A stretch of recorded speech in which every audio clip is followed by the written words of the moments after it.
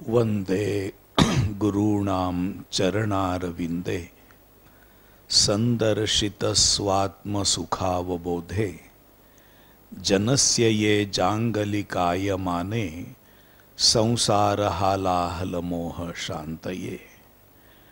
पुंडलीकवरदे हरि विठ्ठल श्री ज्ञानदेव तुकाराम श्री ज्ञानेश्वर महाराज की जय। परमहंस सद्गुरु स्वामी स्वरूपानंद महाराज की जय। परमहंस सद्गुरु स्वामी माधवनाथ महाराज की जय। सब संतन की जय। जय जय रघुवीर समर्थ। हरि हरि हरि।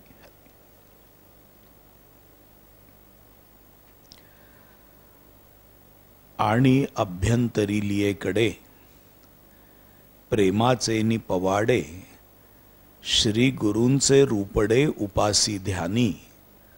हृदय शुद्धीचिया आवारी आराध्यू तो निश्चल ध्रुव करी। मग सर्व भावेसी परिवारी आपण होय।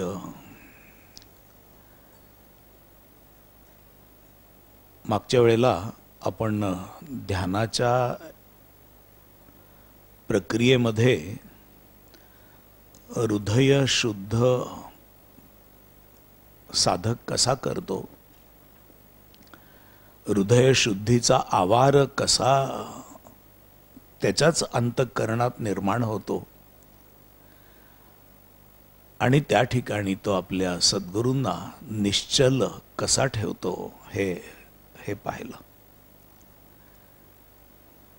सद्गुरूंना तो अंतर्यामी स्मरत असला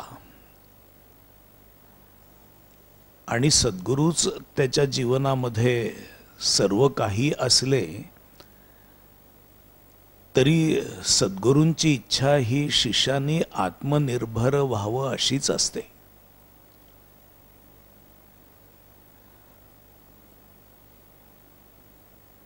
शिष्य असावा स्वतंत्र असं दासबोधामध्ये म्हटलेलं आहे।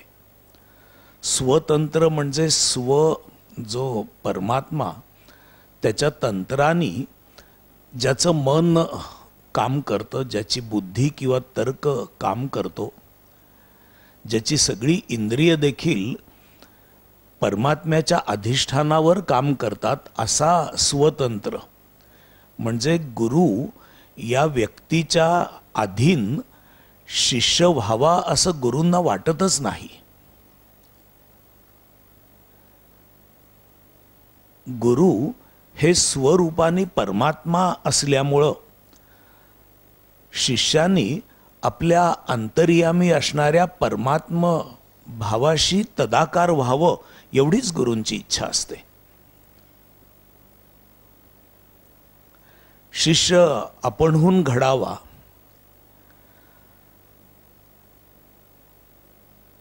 विकसित व्हावा अशी गुरूंची इच्छा असते। त्याकरता ते मार्ग सांगत असतात। स्वतःहून तो अंकुरित व्हावा, त्याला अवलंबून ठेवावा अशी गुरूंची इच्छा नसते।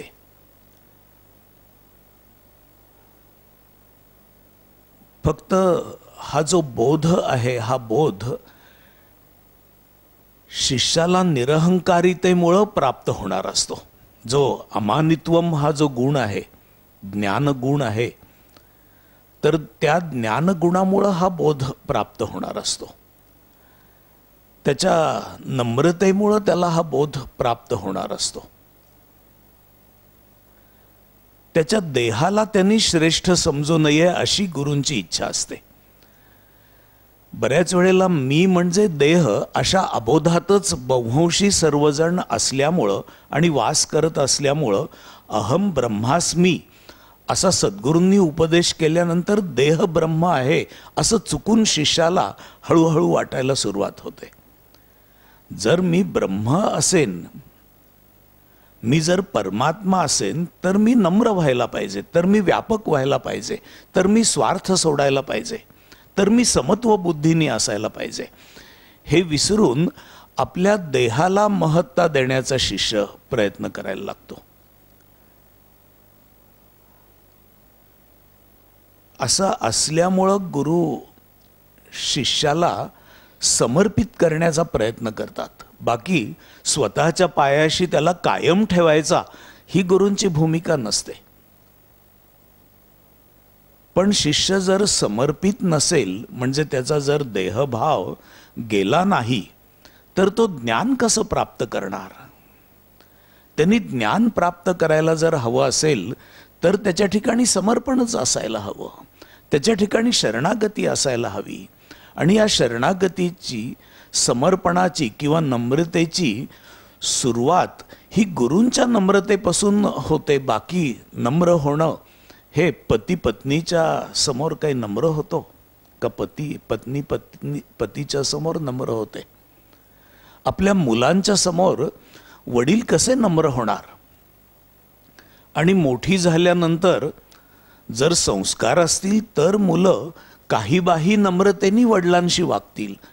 अथवा एक मोठी व्यक्ती झाल्यानंतर मुलं वडिलांशी कशी नम्रतेने वागणार? आणि जर घरातच नाती सांभाळता येत नसतील तर बाहेर तरी कशी नम्रतेने वागणार? मग ज्ञानाची सगळी कसोटीच बाजूला होते. असं असल्यामुळं जे समर्पण आहे त्या समर्पणातून ज्ञान घडत असतं. गुरु शिष्याची वृत्ती पाहतात, नम्रतेची वृत्ती पाहतात. आणि गुरूंकडे आल्यानंतर सगळेच गुरूंच्या समोर नम्र असतात. इतरांशीही तो कसा नम्र आहे हे त्याच्या ज्ञानावर ठरतं, त्याच्या आर्जवावर ठरतं, त्याच्या सरळ स्वभावावर ठरतं. नाहीतर गुरूंच्या समोर नम्र आणि बाकीच्या ठिकाणी अहंकारी असा शिष्य ज्ञानाला तरी कसा प्राप्त होणार?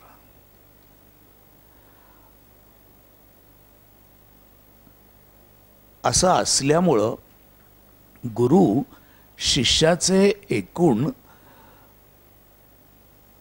समर्पण आणि त्यातून नम्रता यांनी तो ज्ञानाला कितपत प्राप्त झालेला आहे हे पाहतात. जसं बायका घरी भात शिजायला ठेवतात. हल्ली प्रेशर कुकर असल्यामुळं शितावरून भाताची परीक्षा ही म्हण मुलांना कळणार देखील नाही.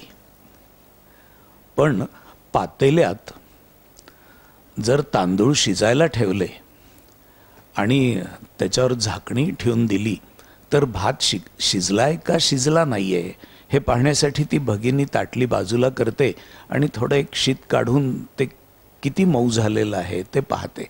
त्याच्यावरून तिला कळायचं.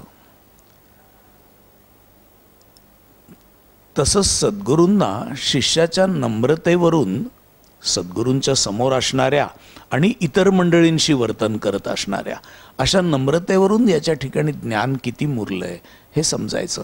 त्याच्या आकर्षणाचे विषय काय आहेत?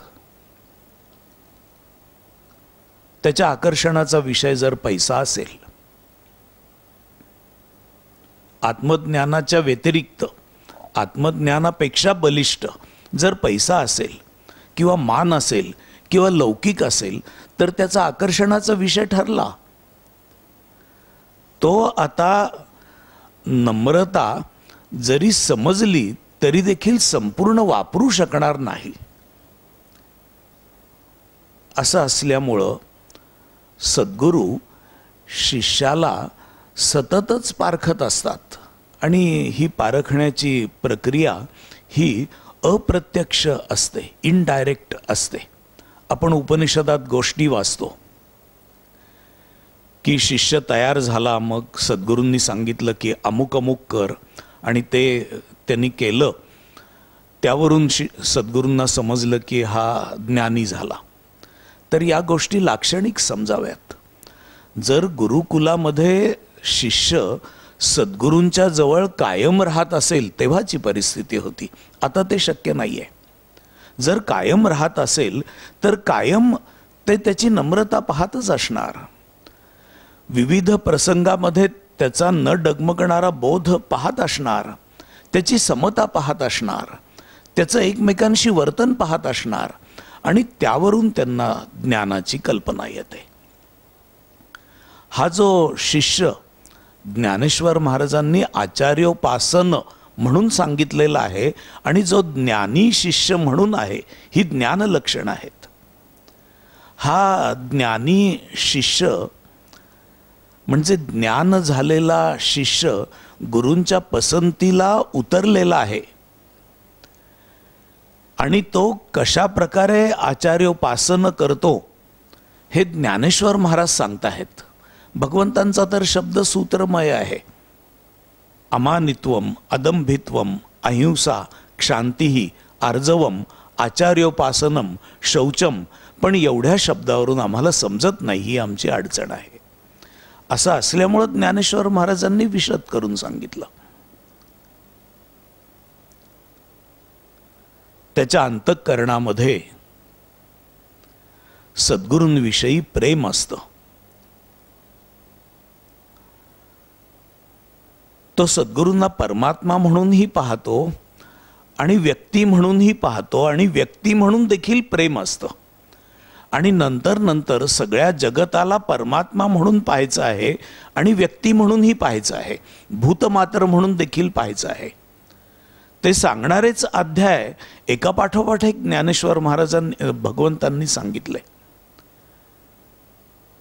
7व्या अध्यायात, 6व्या अध्यायात, 7व्या अध्यायात ज्ञान पूर्ण झाल्यानंतर ज्ञान आणि विज्ञान असा विषय भगवंतांनी सांगितला 7व्या अध्यायामध्ये. म्हणजे जगताशी आपलं ज्ञान पडताळून पाहणं आणि ते ज्ञान खाली येऊ न देणं हा विषय सांगितला. आणि मरणापर्यंत ही साधना करायची असं 8व्या अध्यायात सांगितलं. आणि 9व्या अध्यायामध्ये मानुषी तनु धारण केलेल्या परमात्म्याची कधीही अवगणना करू नये असं सांगितलं. आपल्याला आता श्रीकृष्ण, भगवान श्रीकृष्ण समोर येणार नाहीयेत की त्या मानुषी तनूची अवगणना आपण करू. आता माझ्याकरता मानुषी तनू म्हणजे मला दिसणारी प्रत्येक व्यक्ती आहे, त्याची अवगणना, अवहेलना करायला नको. हा भक्तीचा पहिला पाठ 9व्या अध्यायात सांगितला. 9वा अध्याय हा ज्ञानेश्वर महाराजांना अतिशय प्रिय अध्याय. तो अध्याय छातीशी धरून समाधीच्या पायऱ्या ज्ञानेश्वर महाराज उतरले. याचं कारण स्त्रिया, वैश्या तथा शूद्राहा कुठल्याच समाजाच्या घटकाला सोडलं नाही. अतिथी सत्कार साधन म्हणून सर्व जगत हे आदरणीय असावं, वंदनीय असावं असा 9वा अध्याय ठरवतो. आणि मग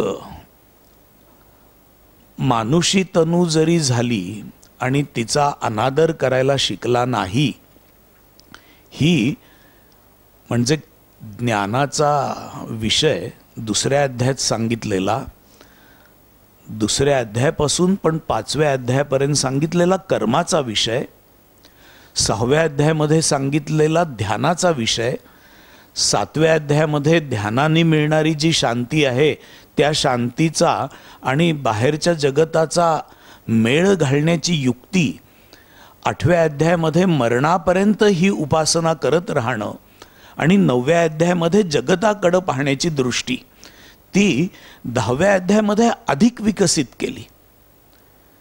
या जगतामध्ये अशा कित्येक गोष्टी आहेत की तिथं ठळक रीतीने परमात्मा पाहावा. एकदम सगळं जगत पाहता येणार नाही, पण ठळक ठळक विभूती सांगितल्या की त्या ठिकाणी सगळ्या पक्ष्यांच्या ठिकाणी पाहता येत नसेल तर गरुडाच्या ठिकाणी पहा. सगळ्या नद्यांच्या ठिकाणी पाहता येत नसेल, कारण काही गावातल्या नद्या या 4-5 महिन्यात आटून जातात. गंगेच्या ठिकाणी तरी परमात्मा पहा की जी 12ही महिने वाहते. अशा रीतीने ठळक ठळक ज्याला विभूती असं म्हणू अशा विशेष गोष्टी सांगितल्या.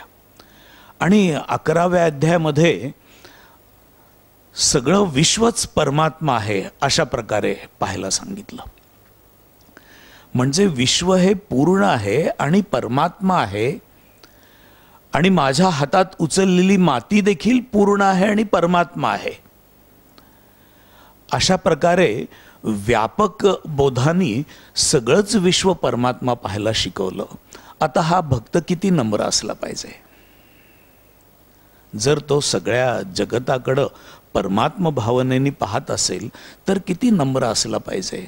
आपल्याला दिलेली बुद्धी ही परमात्म्याने दिलेली बुद्धी आहे, त्या बुद्धीचा अहंकार वागवणारा नसला पाहिजे. आपलं कार्यकर्तृत्व आहे ते परमात्म्याने दिलेलं आहे, त्याचा अहंकार वागवणारा नसला पाहिजे. तूर्त ते आपल्या देहात आहे हे जरी खरं असलं तरी देखील परमात्म्यामध्ये आपला देह आहे असा व्यापक विश्वात्मक बोध त्याच्याकडं भगवंत 11व्या अध्यायामध्ये घेऊन गेले. आणि 11व्या अध्यायाच्या अखेरीला भगवंतांनी मत कर्मकृत, मत परमो, मत भक्तः, संगवर्जितः, निर्वैर सर्वभूतेषु यस्य मामेति पांडव असं सांगितलं. एवढं सगळं जर प्राप्त केलं तर सद्गुरू त्याच्याकडे पाहतातच आहेत ना. असा बोध झालेला शिष्य सद्गुरूंना कळतो. त्याच्या अवतीभोवतीची हवा वेगळी असते. त्याच्या ठिकाणी दर्प नसतो बुद्धीचा, पैशाचा, विद्वत्तेचा, मानाचा, सत्तेचा. त्याची नजर वेगळी असते. तो आता सगळी कर्म परमात्म प्राप्तीसाठी करतो आहे असा कायम बोध त्याच्या ठिकाणी असतो. मत कर्मकृत याचा तो अर्थ आहे. परमात्म्याकरता आता माझी कर्म चाललेली आहेत. म्हणजे मी ऑफिसमध्ये माझं काम करतो आहे, त्याच्यातून मला पगार मिळतो आहे, त्या पगारातून माझ्या कुटुंबाचं पोषण होतं आहे, माझं पोषण होतं आहे, पण माझं जीवन परमात्मा प्राप्ती करता आहे. म्हणून ऑफिसमध्ये मी करत असलेलं काम हे मतकर्मकृत आहे, परमात्मा प्राप्तीसाठी आहे. अशी सगळी कामं, आपल्या प्रत्येकाची वैयक्तिक कामं आठवू आपण, आणि ती सगळी कामं खरं म्हणजे परमात्मा प्राप्ती करता आहेत, कारण हा देहच परमात्मा प्राप्ती करता आहे. म्हणून जी जी फळं मिळतील देहाला, मनाला, बुद्धीला, ती मिळणारच आहेत. पण मनतः मी त्या कर्मांचा त्याग करतो. मनतः याचा अर्थ आत असणारा जो मी आहे त्या मीपर्यंत ही फळं पोचतच नाहीत. ती देह मन बुद्धीपर्यंत पोचतात आणि मला ती फळं नकोच आहेत. मला परमात्मा हवा आहे. मी तुम्हाला भक्तीची परिसीमा म्हणजे काय ते सांगतोय. या मतचं स्वरूप काय आहे ते या भक्तांनी जाणलेलं आहे. 2ऱ्या अध्यायामध्ये सांगितलेली लक्षणं, आत्म्याची लक्षणं, मग कर्मयोग, मग युक्तः कर्मफलम त्यक्त्वा शांतिमाप्नोति नैष्ठिकीम. याच्यातला हा जो युक्तः हा शब्द आहे तो 2ऱ्या अध्यायात जे सांख्य म्हणजे ज्ञान सांगितलेलं आहे त्या ज्ञानाशी युक्त आहे. आणि देहानी तो जी कर्म करतो त्या कर्मफळाचा त्याग करतो आणि तो शांती प्राप्त करतो असं सांगितलं. त्याला शांती प्राप्त होते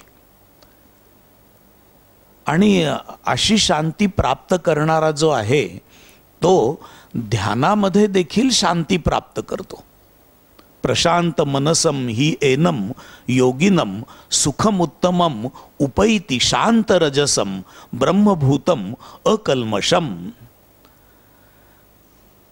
ध्यानामध्ये सगळाच गोंधळ दूर होतो आणि तो शांतीला प्राप्त होतो. म्हणून ज्ञानातली शांती, कर्मातली शांती, ध्यानातली शांती आणि भक्तीमध्ये असणारी शांती. 6व्या अध्यायाच्या शेवटी तपस्व्यापेक्षा योगी श्रेष्ठ, ज्ञानापेक्षा योगी श्रेष्ठ, कर्मी जो आहे त्याच्यापेक्षा योगी श्रेष्ठ, म्हणून तू योगी हो असं सांगितलं.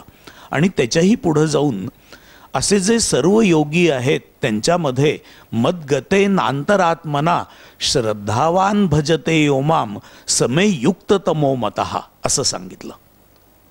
म्हणजे हे जे योगी आहेत या योग्यांमध्ये श्रेणी आहेत.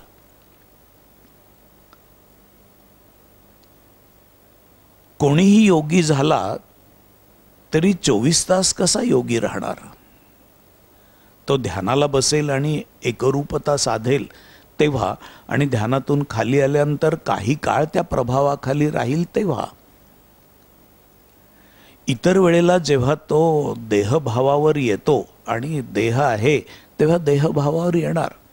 जर उत्तम पदार्थ खाल्ला तर त्याला चांगला लागणार.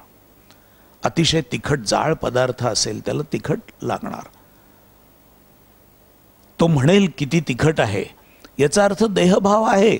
आणि ज्ञानी पुरुषाकडून इतका देहभाव अपेक्षितच आहे, सगळ्यांनाच आहे. स्वामीजी म्हणायचे की ज्ञानी जरी झाला तरी तो काय डाव आहे का? श्रीखंडात घाला, पिठल्यात घाला, त्या डावाला काहीच वाटत नाही, असा ज्ञानी नसतो. त्यामुळं योगी जरी झाला तरी देखील 24 तास योगी राहू शकत नाही. तो जेव्हा देहभावावर असतो तेव्हा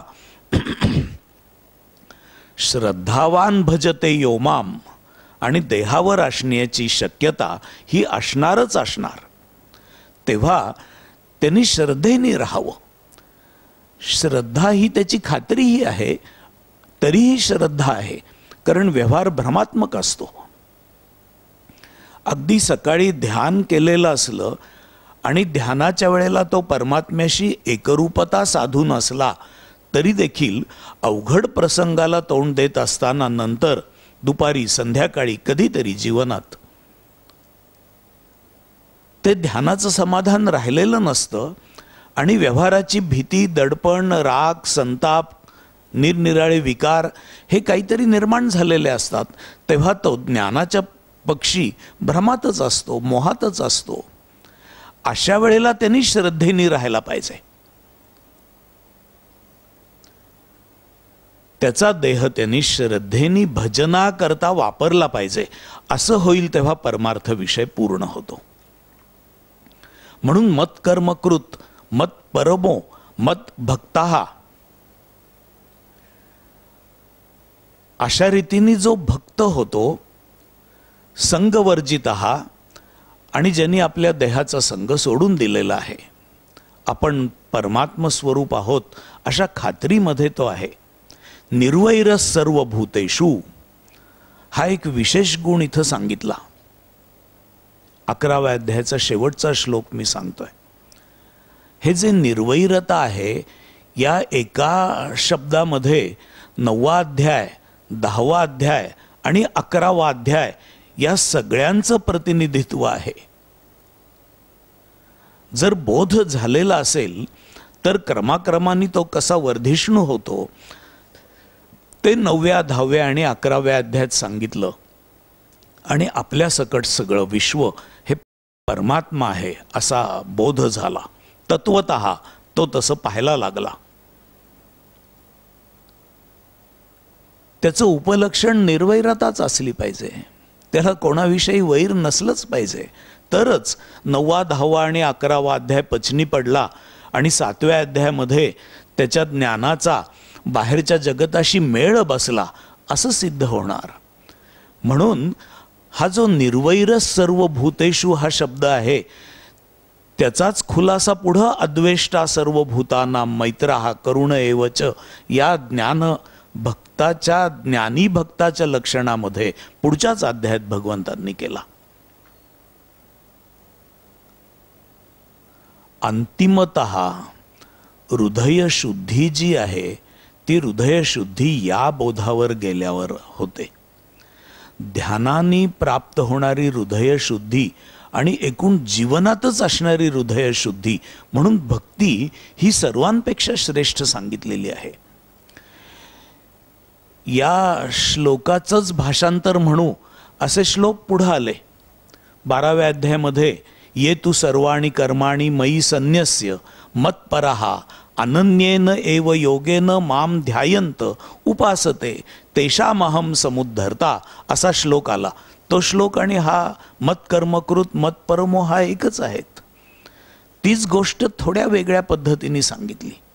आणि याच 13व्या अध्यायामध्ये पुढं भगवंतांनी नाही 9व्या अध्यायामध्ये भगवंतांनी जो महात्मा आहे तो कसा भजतो हे सांगण्यासाठी म्हणून परत सततम कीर्तयंतो माम यतंतश्च दृढव्रताः नमस्यन्त्यश्च माम भक्त्या नित्ययुक्ता उपासते हे सांगितलं. हे सगळे समानार्थी श्लोक आहेत. या श्लोकांनी अंतिमतः जी हृदयशुद्धी घडते त्या हृदयशुद्धीला तोडच नाही. हा भक्त हा पूर्ण झालेला भक्त आहे. आणि हा भक्त अशी पूर्णता असली तरी देखील अत्यंत प्रेमाने आपल्या हृदयाच्या आवारामध्ये गुरुरूपाचं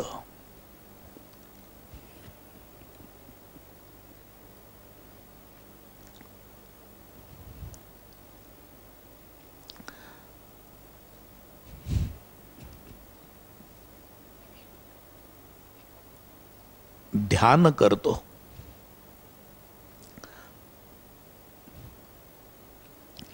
आठव करतो.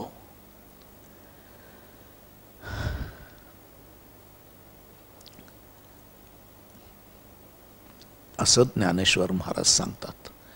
या भक्ती प्रक्रियेवर आपण अनुषंगिक साधना करणार आहोत. त्याच्या आधी आपण एक अभंग ऐकूया. परमहंस सद्गुरु स्वामी माधवनाथाय नमः. परमहंस सद्गुरु स्वामी मकरंदनाथाय नमः.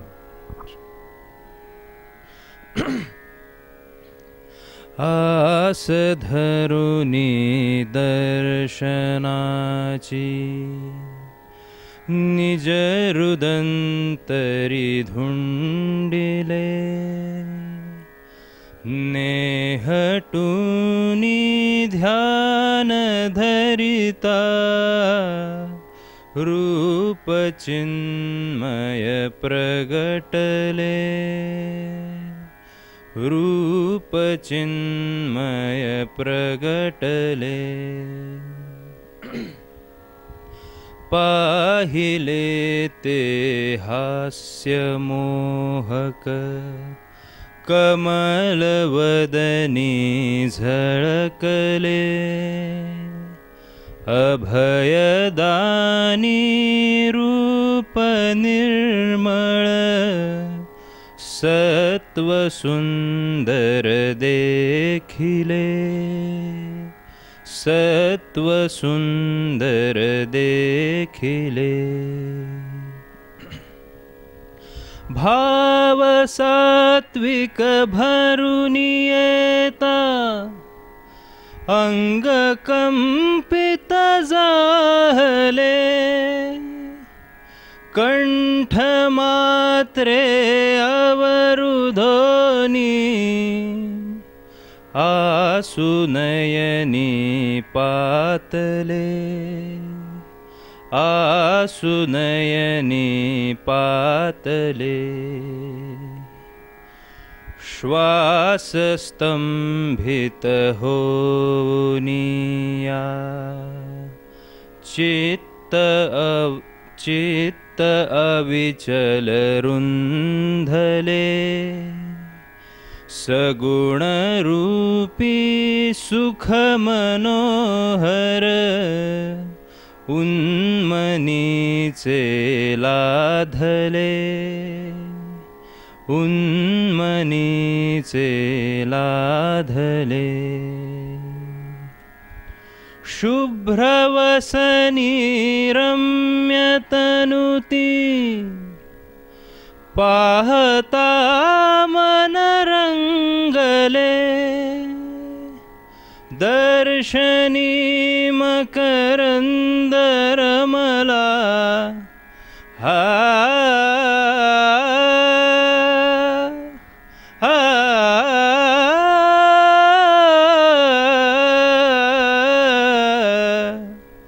दर्शनी मकरंदरमला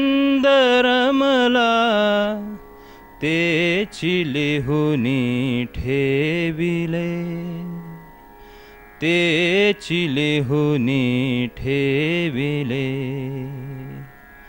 आस धरुनी दर्शनाची निज रुदंतरी धुंडिले नेहटूनी ध्यान धरिता रूप चिन्मय प्रगटले रूप चिन्मय प्रगटले रूप चिन्मय प्रगटले.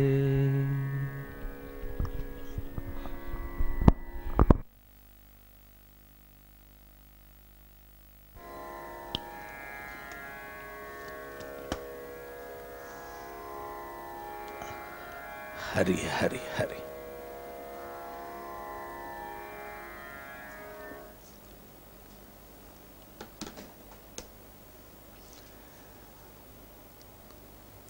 आपण टेक्नॉलॉजीवर अवलंबून राहून कार्यक्रम करतोय. ही टेक्नॉलॉजी आपल्याला इतकी साथ देत असते की कधीतरी एखाद वेळेला रुसली तर ती आपली आहे. पण एक चांगलं आहे की हा जो अभंग आहे हा मूळ ज्यांनी रेकॉर्ड केला आणि आपण लावलेला होता तो अनिकेत अजून काही दिवस इथं आहे. असं असल्यामुळं टेक्नॉलॉजीलाही मी अशी विनंती करीन की तिने जर रुसायचं असेल तर तो इथं आहे तितपतच तेवढेच दिवस तिने काय तो रुसवा धरावा, नाहीतर मग हे म्हणायची पाळी माझ्यावर येईल. मी म्हणीन पण तो सगळ्यांना ऐकवणार नाही. हा प्रॉब्लेम आहे.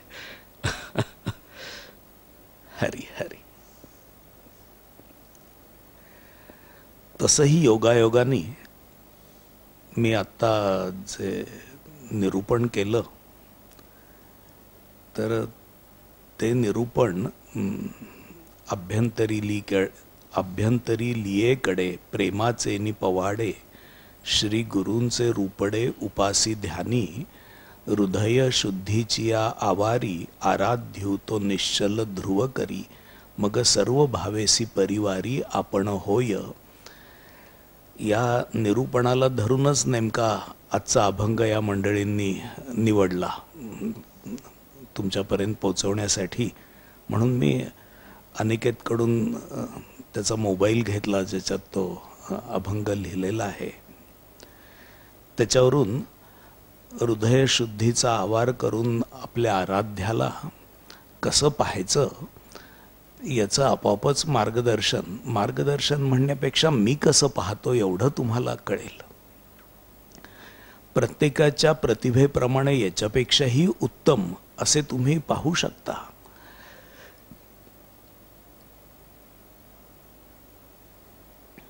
आस धरुनी अनुषंगिक साधना अर्थात घेणार आहे, पण परत एकदा या अभंगावर थोडंसं बोलतो. आस धरुनी दर्शनाची निज हृदंतरी धुंडिले. आणि गंमत म्हणजे या ज्या ओव्या आहेत त्या ओव्यांना धरूनच हा अभंग असल्यासारखा झालाय. नेहटूनी ध्यान धरिता रूप चिन्मय प्रगटले. हे जे चिन्मय रूप आहे ते कल्पनेनी समोर यावं, व्हिज्युअलाइज होईल एवढी शक्ती आपली नाही. खरं म्हणजे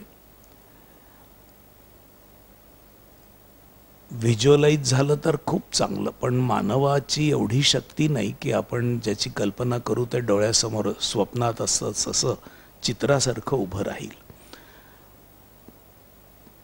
व्हिज्युअलाइज करायची कल्पना असते, पिक्चराइज आपण करू शकत नाही.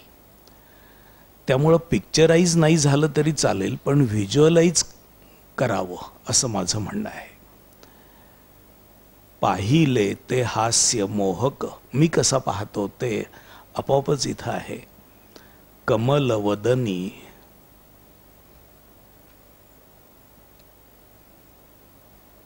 झळकले, अभयदानी रूप निर्मळ. स्वामीजी असा हात करून आशीर्वाद द्यायचे किंवा कधी कधी 2 हात उंचावून आशीर्वाद द्यायचे. ते अभयदानी रूप. सत्व सुंदर देखिले,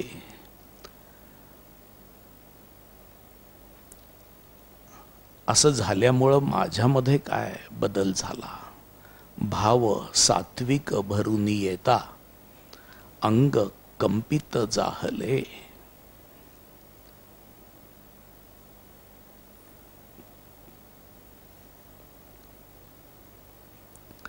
कंठ मात्रे अवरुधोनी, आसू नयनी पातले.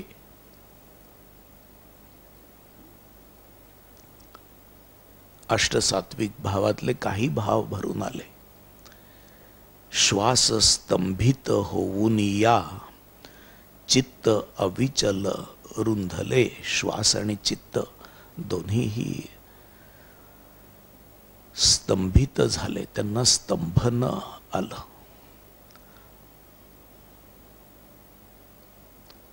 पण सगुणाचं रूप पाहताना हे स्तंभन आलं. ध्यान करत नव्हतो. सगुण रूपी सुख मनोहर उन्मनीचे लाधले. सगुण रूपच पाहतो आहे, पण उन्मनीचं सुख प्राप्त झालं. शुभ्र वसनी रम्य तनु, ती पाहता मन रंगले.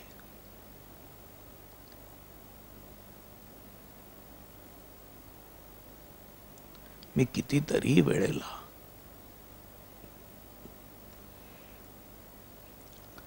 कल्पनेनी ते रूप पाहतो आणि त्या रूपाच्या ठिकाणी रंगून गेल्यासारखं होतं. शुभ्र वसनी रम्य तनुती, पाहता मन रंगले. दर्शनी मकरंद रमला, तेची लिहूनी ठेविले.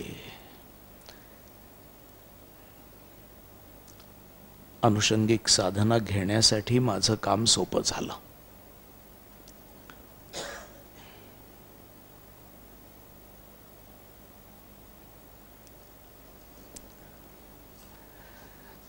तर वाजला वगैरे तर प्रॉब्लेम येईल.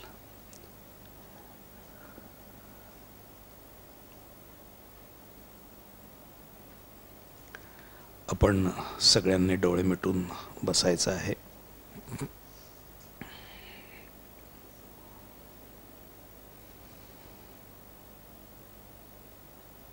एक मिनिटभर स्तब्ध शांत.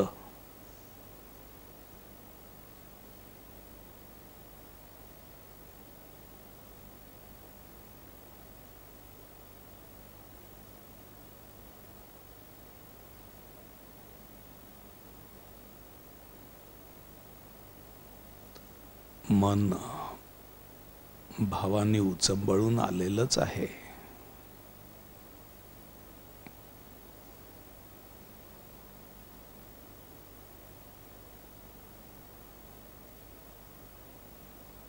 पण जे आपण आता ध्यानाला बसलेले आहोत त्यांच्या संबंधी काही संकल्प करायचा आहे.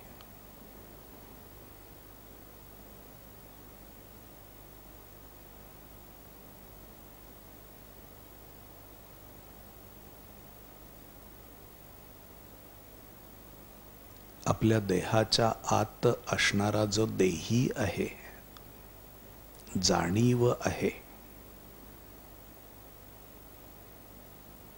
ते अव्यक्त, अचिंत्य, अविकारी,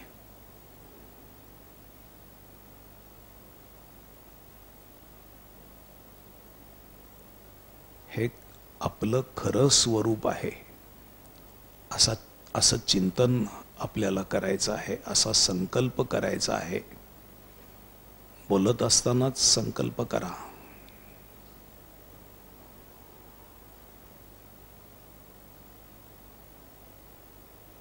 आपण देह नसून अव्यक्तोयम अचिंत्योयम अविकार्योयम उच्यते.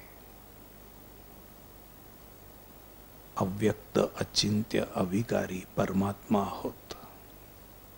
त्याच्याशी आपण युक्त झालेले आहोत असा संकल्प करू.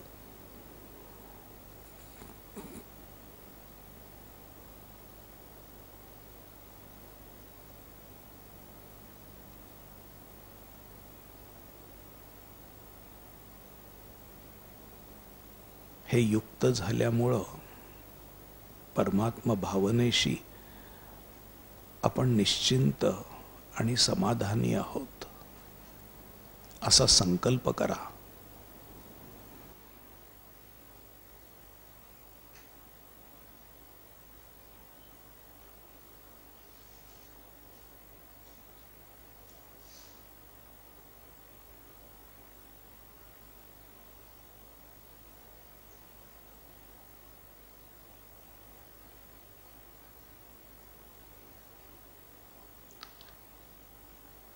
आणि असे निश्चिंत, समाधानी, युक्त असणारे आपण आत्मज्ञानाचं अनुसंधान राखत असल्यामुळं कर्मफलम त्यक्त्वा शांतीम आपनोति नैष्ठिकीम.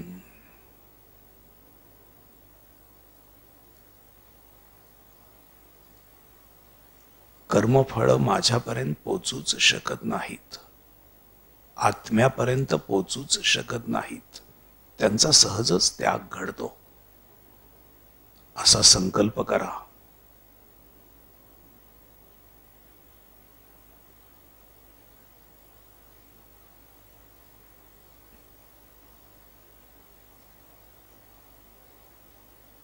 आणि शांतीला आपण प्राप्त झालो.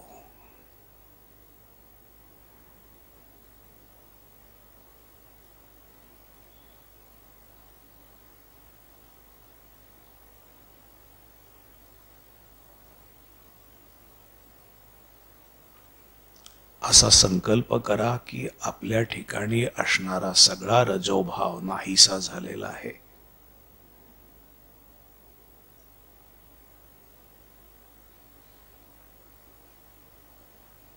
देहाच्या ठिकाणी असणारा रजोभाव नाहीसा झालेला आहे. या क्षणाला रजोगुणच नाही असा संकल्प करा.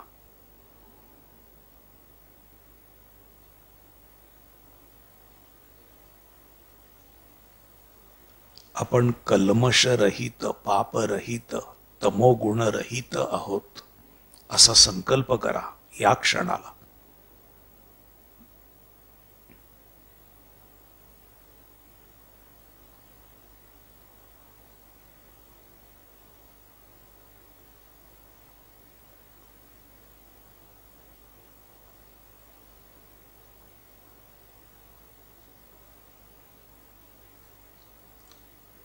मन सहजच सत्वभावाला अनुसरून शांत झालेलं आहे.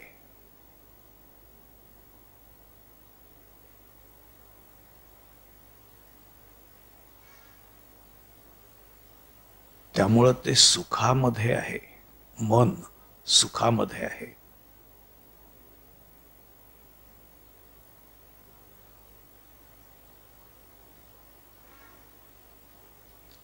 आणि सुखामध्ये असणारं मन निर्विचार असतं, तेव्हाच ते सुखी असतं.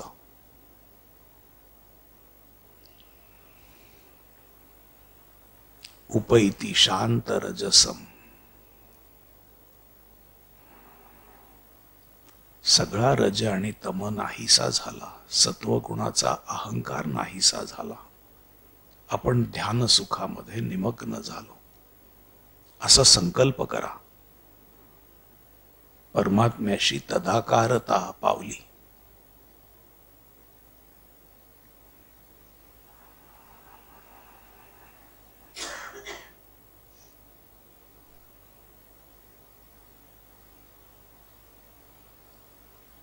युक्त होऊन ज्ञानाचं सुख, कर्मफल त्यागाचं सुख आणि ध्यानाचं सुख, शांती प्राप्त केल्याचा संकल्प करा. या क्षणाला संकल्प पुरे.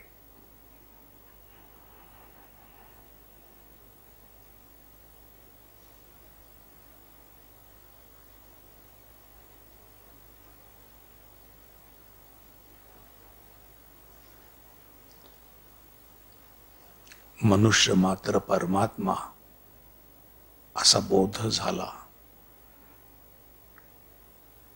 विश्वातल्या ठळक वस्तू परमात्मा असा बोध झाला. आणि नंतर आपल्या सकट, देहासकट सर्व विश्वच परमात्मा असा बोध झाला. विश्वरूपाचा बोध झाला असा संकल्प करा या क्षणाला.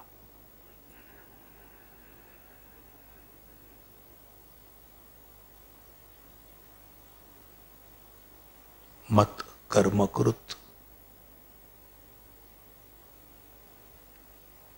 मत परमो,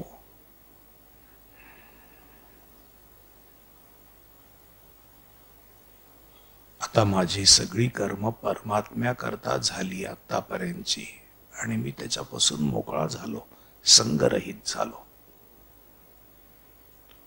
परमात्माच प्राप्तव्य समजलो, त्याकरता ध्यान केलं, परमात्मा होऊन राहिलो, देहसंग विवर्जित झालो. संकल्प करा. भक्त झालो.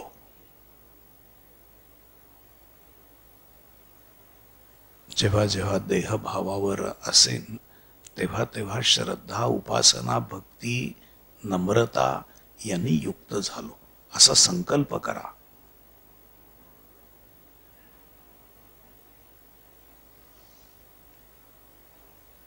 देह मन बुद्धीचा संग विवर्जित असा झालो. संकल्प करा.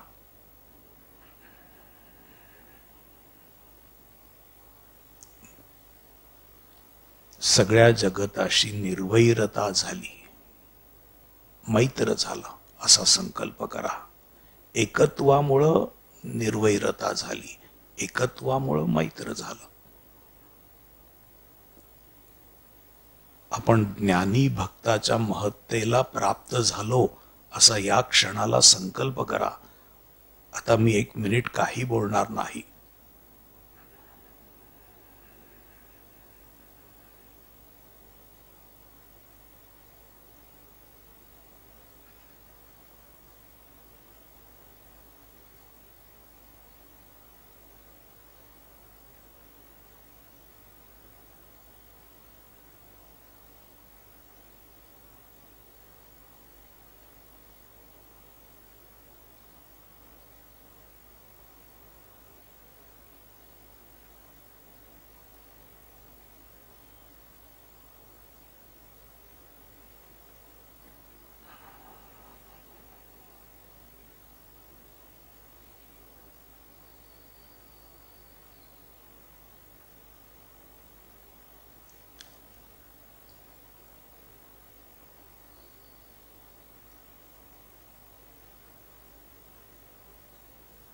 ज्ञान, कर्म, ध्यान, श्रद्धा, उपासना आणि निर्वैरता यामुळं आपण भक्त श्रेष्ठ झालो, युक्ततम असे भक्त झालो असा संकल्प करा. आणि आता आपण आचार्योपासना करतो आहोत. आणि अभ्यंतरी लियेकडे प्रेमाचे निपवाडे श्री गुरूंचे रूपडे उपासी ध्यानी. तरीही आस आहे ज्ञान झाल्यावर. आस धरुनी दर्शनाची निज रुधंतरी धुंडिले. नेहटूनी ध्यान करिता रूप चिन्मय प्रगटले. असं झालं.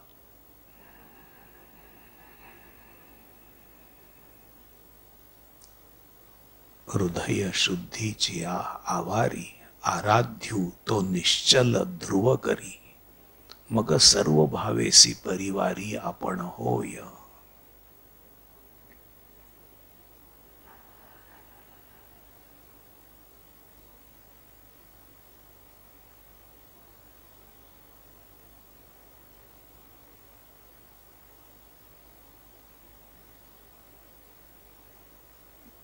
गुरुमूर्ती पाहतो आहोत.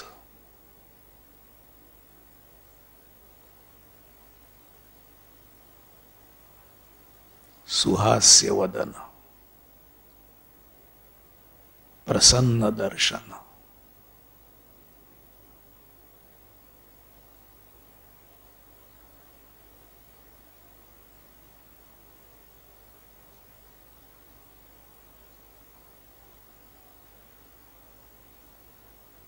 निर्मळ अंतःकरण.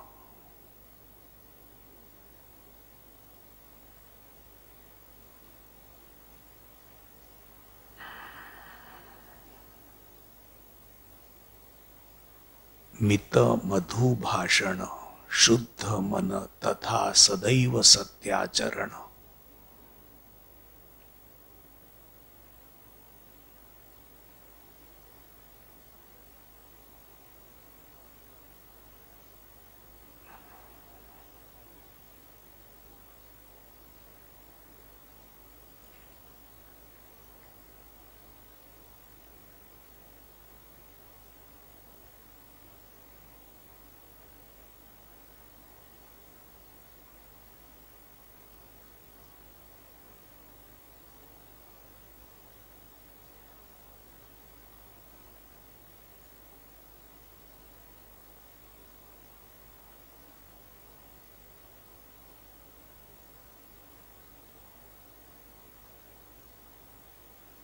पाहता मूर्ती उभी ती कमल नयनी हासली.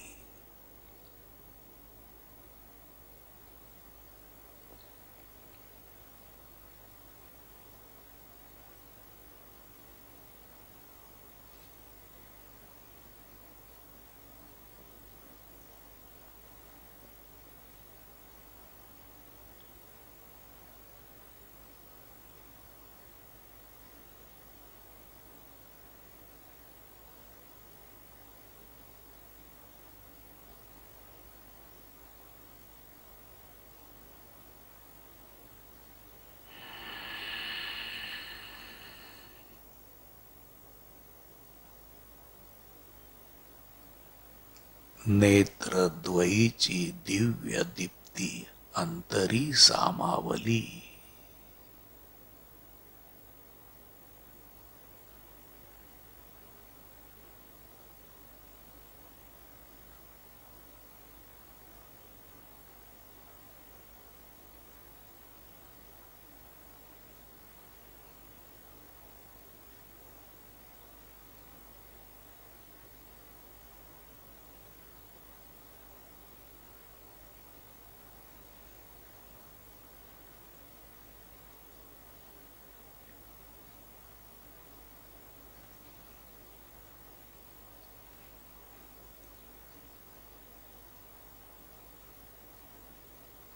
अभयदानी.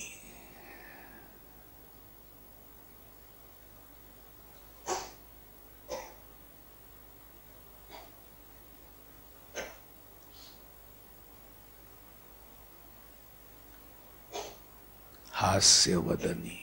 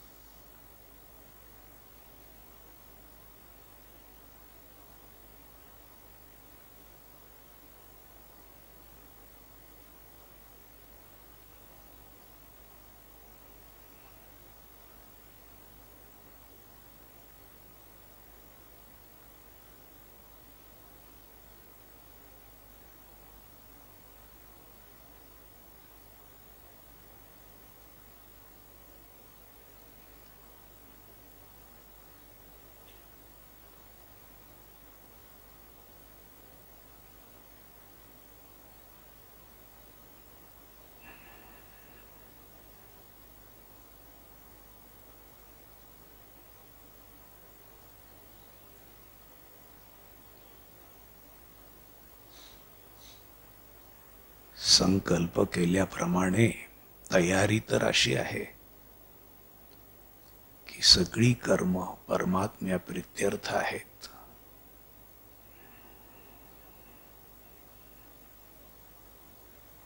तोच परमगती आहे. त्याच्याकरताच ध्यान, त्याचा भक्त, तो व्यापक सर्वत्र, त्याच्याशी एकरूपता, संगवर्जित,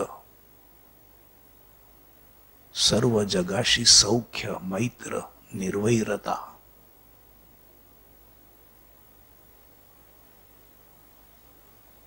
सर्व विश्व जणू त्याचं घर, माझं घर, असा भाव. संकल्प तर असा पाहतो आहे गुरुमूर्ती. प्रेमळ,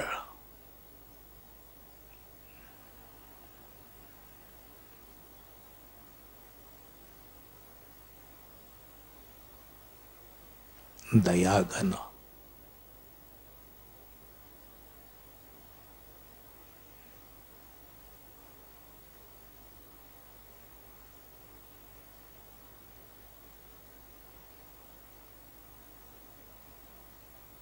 कृपा सिंधू,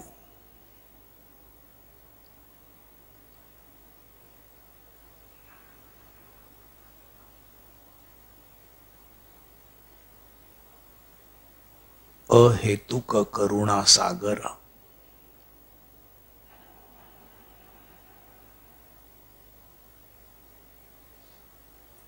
अशा गुरुमूर्तीचं ध्यान करतो आहे.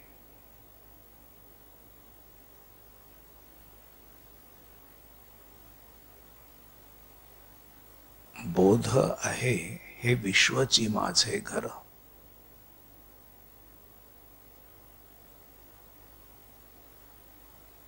जणू चराचर आपण झालो असा बोध.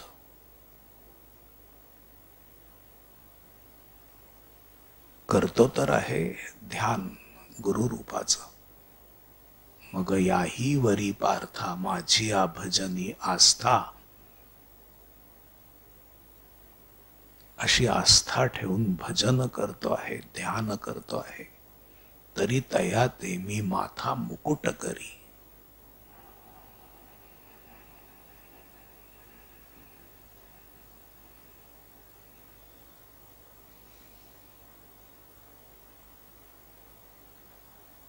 असे सर्वोत्तम भक्त आपण झालेले आहोत.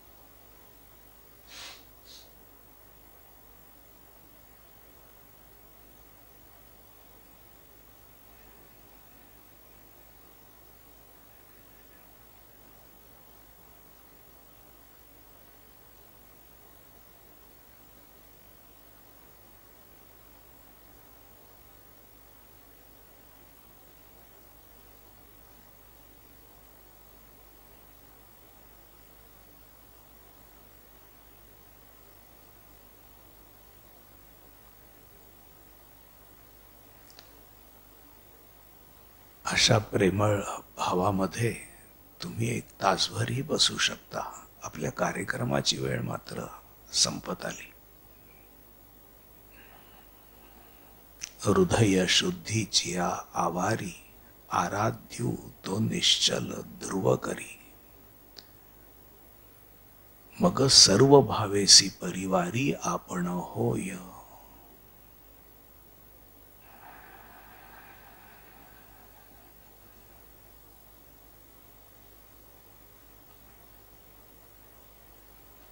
हरी हरी हरी हरी हरी. राम राम राम.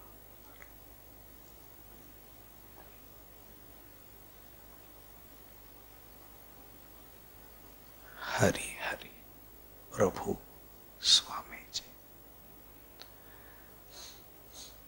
ज्ञानेश्वर महाराजांनी ज्या पातळीवर जाऊन गुरुभक्ती सांगितलेली आहे,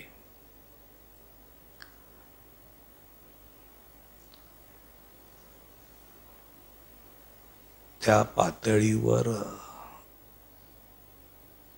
आपली नजर पोचणं देखील अवघड आहे. आपण आत्ता संकल्प करून काही क्षणांपुरते ज्ञानी झालो, संकल्प करून काही क्षणांपुरते कर्मफल त्यागी आहोत अशी भावना केली. संकल्प केला आणि शांत रजस ध्यानातलं सुख प्राप्त झालं अशी भावना केली. संकल्प केला आणि आपण संगरहित आहोत अशी भावना केली. संकल्प केला आणि निर्वैर होऊन व्यापक झालो. पण हे जे वर्णन आहे ते प्रत्यक्षतः असं झालेल्या भक्ताचं आहे. तो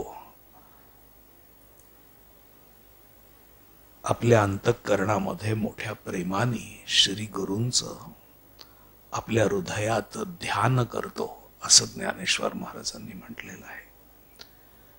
पण या संकल्पामुळं तुम्हाला थोडीशी झलक तरी प्राप्त झाली. अभ्यास कसा करायला हवा याची दिशाही प्राप्त झाली.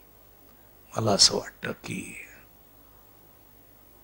एवढं जरी झालं तरी देखील आपलं जीवन या अभ्यासाने उन्नत होऊन ज्ञानी भक्ताचं जीवन होऊन अशी आचार्योपासना आपण नेहमी करू शकू. हरी हरी हरी. राम बोला पुंडलिक वरदे हरी विठ्ठल.